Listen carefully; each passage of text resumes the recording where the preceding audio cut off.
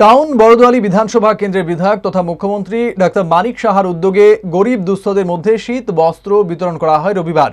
আগরতলা পুর নিগমের 40 নম্বর ওয়ার্ড অফিসে আয়োজিত এক সংক্ষিপ্ত অনুষ্ঠানে মুখ্যমন্ত্রী মানিক সাহা বলেন, সময়ে সময়ে মানুষের জন্য কাজ করলে আত্মতুষ্টি পাওয়া যায়। শীত বস্ত্র প্রদান কোনো দানের বিষয় নয়, এটা একটা সম্পর্ক স্থাপনের উদ্দেশ্যে উপহার স্বরূপ প্রদান করা হয়।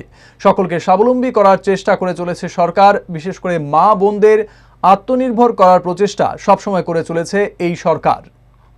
এবারে প্ল্যানারি সেশনে সবচেয়ে যে বিষয় আমাদের ত্রিপুরাতে বর্তমান আইন শৃঙ্খলার বিষয়ে বাংলাদেশের যে বর্তমান অবস্থা, সেই পরিপ্রেক্ষিতে আমাদের কি করা উচিত সেই বিষয় নিয়ে আলোচনা হয়েছে। মানে এইরকম না আমরা বসে আছি বাংলাদেশে যা হচ্ছে তাই, সেটা হবে না। এখানে বর্ডারের যে আপনার ফেন্সিংয়ের কি অবস্থা সেইগুলো আমি তুলে ধরেছি।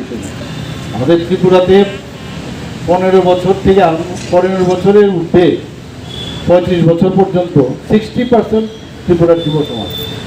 আমাদের কাছে একটা বিরাট স্ট্রেংথ, কিন্তু এর মধ্যে আমরা টাটা যে ইন্ডাস্ট্রি আছে তাদের সাথে আমরা মুভ করেছি।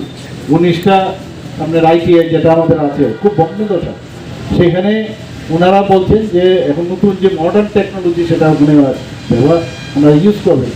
তাতে করে 5,000 প্রতি বছর সেখান থেকে বেড়ে যাবে, 5,000, এবং তাদেরকে অ্যাবজর্বও করে নেবে।